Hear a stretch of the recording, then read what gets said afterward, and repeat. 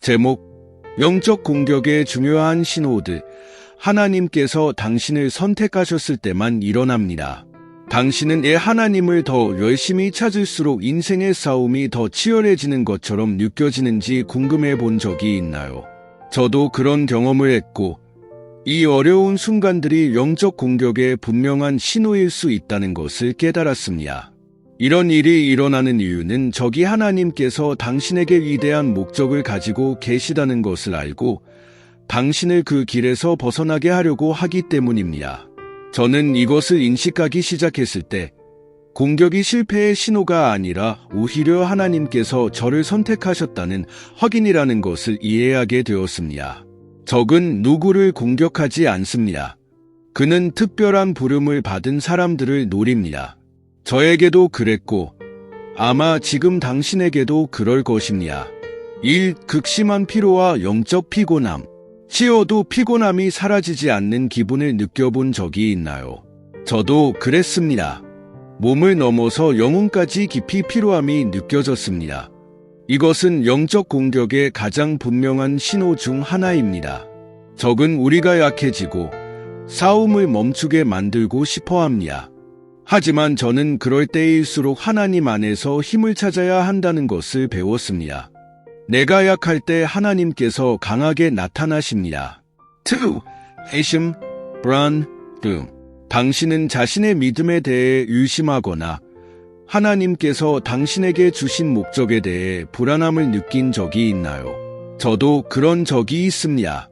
갑자기 의심이 마음속에 떠오르기 시작합니다. 내가 정말 이 길을 제대로 가고 있는 걸까? 내가 할 수 있을까? 이런 생각들은 적이 우리에게 하나님에 대한 신뢰를 약화시키려는 시도입니다. 그러나 저는 이것이 올바른 길을 가고 있다는 신호이며 적이 나를 흔들려고 한다는 것을 깨달았습니다. 그래서 저는 하나님께 더 가까이 나아갔습니다. 3. 중요한 인생 영역에서의 갈등. 삶의 중요한 영역에서 갑자기 문제가 생긴 적이 있나요? 저도 그랬습니다. 결혼에서의 갈등, 자녀와의 문제, 직장에서의 위기, 모든 것이 한꺼번에 일어났습니다. 그리고 저는 이것이 저기 하나님께서 계획하신 길에서 나를 멀어지게 하려는 방법이라는 것을 깨달았습니다. 적은 이런 중요한 부분에서 갈등을 일으켜 우리의 신앙을 약화시키려 합니다. 그래서 저는 하나님께 피난처를 찾고 폭풍 속에서도 신앙을 강화하는 법을 배웠습니다. 4. 고립감과 외로움. 때로는 모든 사람들과 거리를 두고 싶었던 적이 있었습니다. 마치 아무도 나를 이해하지 못하는 것처럼 느껴졌습니다. 당신도 이런 경험을 했다면 이것이 영적 공격의 신호일 수 있다는 것을 알아야 합니다. 적은 우리가 혼자 있으면 더 취약하다는 것을 알고 우리를 고립시키려고 합니다. 그러나 저는 고립되는 대신에 믿음 안에서 다른 사람들과의 교제를 찾았습니다.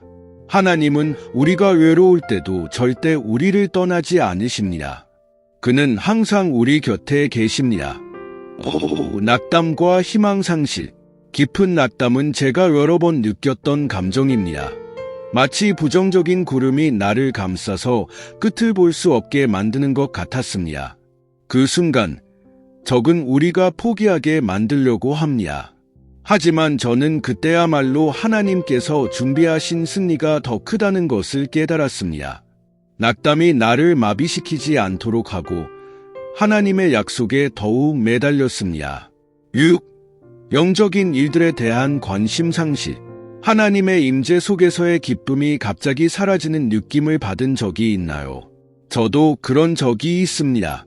성경을 읽고 기도하고 교회에 가는 것이 모두 짐처럼 느껴졌습니다. 하지만 저는 이것이 나의 영성을 직접적으로 공격하는 것이라는 것을 알게 되었습니다. 적은 우리가 하나님과 멀어지기를 원합니다. 그가 알고 있는 것은 우리가 하나님 안에서 강해진다는 것입니다. 모든 것이 어려워 보일 때에도 저는 계속해서 하나님을 찾았고 그는 제게 새 힘을 주셨습니다. 영적 공격을 이긴 방법.